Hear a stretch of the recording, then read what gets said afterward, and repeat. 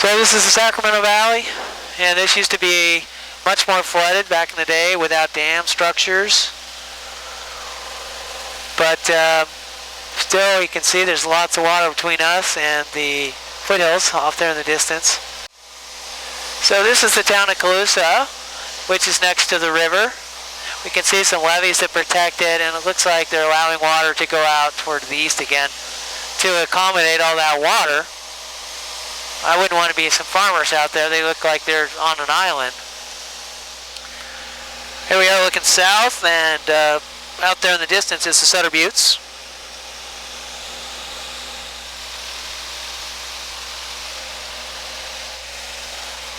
So here we have another meander, and then on the inside is the point bar. You can see where there has been sediment deposited there in the past. The reason that there's sediment on the inside is because the velocity of the water is slower on the inside than the outside. The cut bank, which is the outside, is really buried right there. You can see the water level is pretty high. Okay, so we are a little bit now, kind of halfway between a place called Hamilton City and Colusa. We're starting to see more meanders here.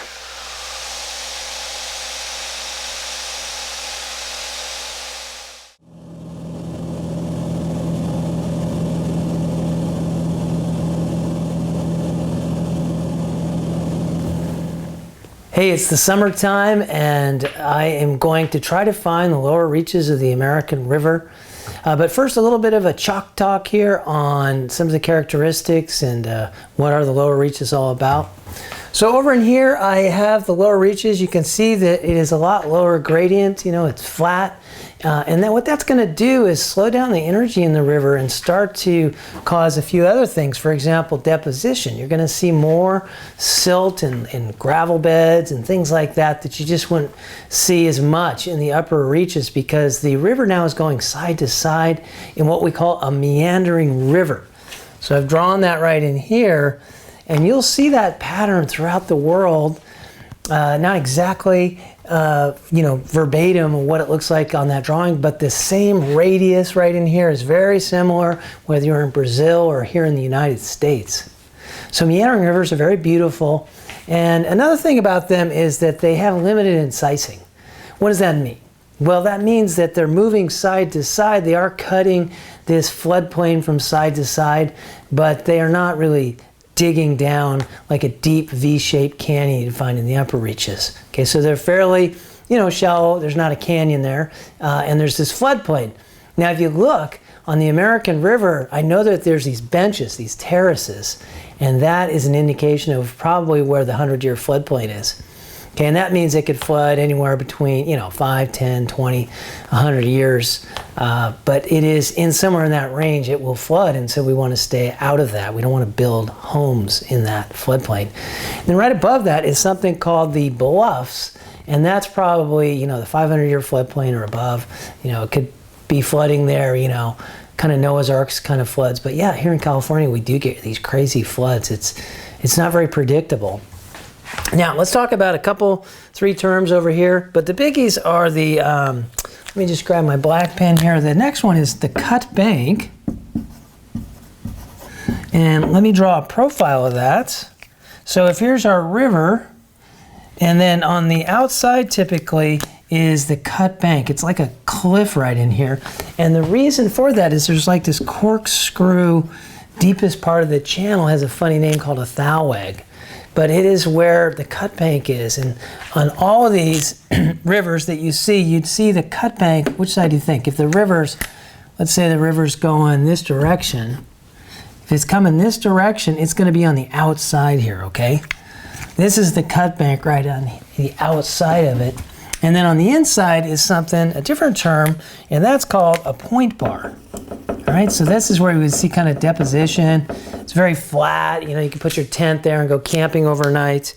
And that's called the point bar. So these are kind of pairs.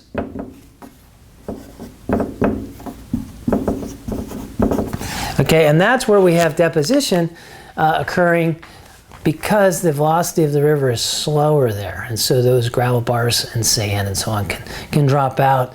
And that's really important to understand that dynamics between cutting and erosion, and then deposition, which is depositing materials. And then finally, like I mentioned, the floodplain, that's another good one to add in here. There are some other terms that you should look into, like what is a natural levee that occur. For example, you'd actually have banks that are built up throughout time. They've been built up by humans to kind of protect us. Back swamps, yazoo streams, there's quite a few little miscellaneous lower reaches of the river system, so understand those terms. But anyway, I'm ready to go outside and go find the American River and see if we can find one of those giant meanders. Okay, we're trying to find the American River in the lower reaches. We're almost there.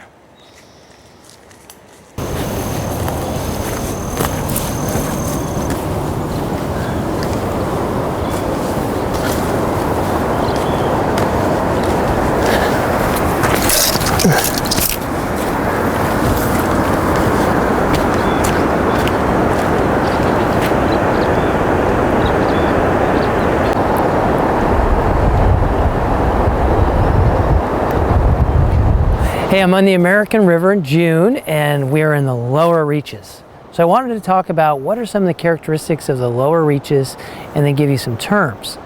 For starters, if you look behind me here, it's really flat.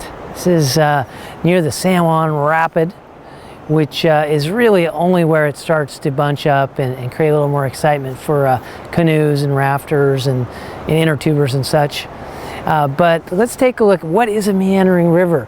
Well, for starters, it's snaking back and forth in something called the floodplain. And that's where, when the river is high, it will go up to that mark, like the 100-year floodplain. As it snakes, though, it creates what we call the meandering river, like I said. And some of the characteristics are on the outside. Over on this side is the cut bank. Now, the cut bank is where the river is going fastest. There's something called a thalweg. Okay, a thalweg, which is a corkscrew, deepest part of the channel that's where the main course of the water is going. And on the outside, you can think of it as centrifugal force. It is cutting away at the bank. Now, on the opposite side here is the point bar. And that's where we have deposition occurring because the current is slower on the inside. So let's take a little closer look at some of those terms. So across from the cut bank is the point bar, and you can see the gravel, and often there's sand over there, and how it's a lot flatter.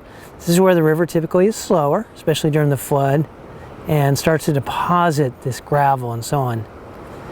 And then as we continue taking a look over here, it's again nice and flat, places where you can put your camps, and then it does come actually to a point out here by the rapid.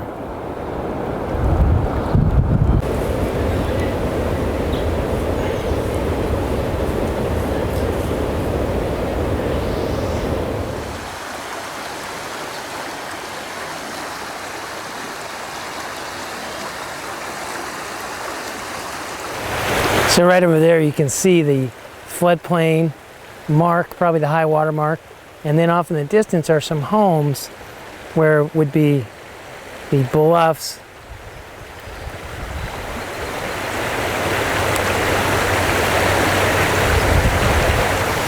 So in conclusion, rivers are just wonderful places, and if you get a chance to get down to the American here in the Sacramento area, it's just a wonderful place to hang out for the day.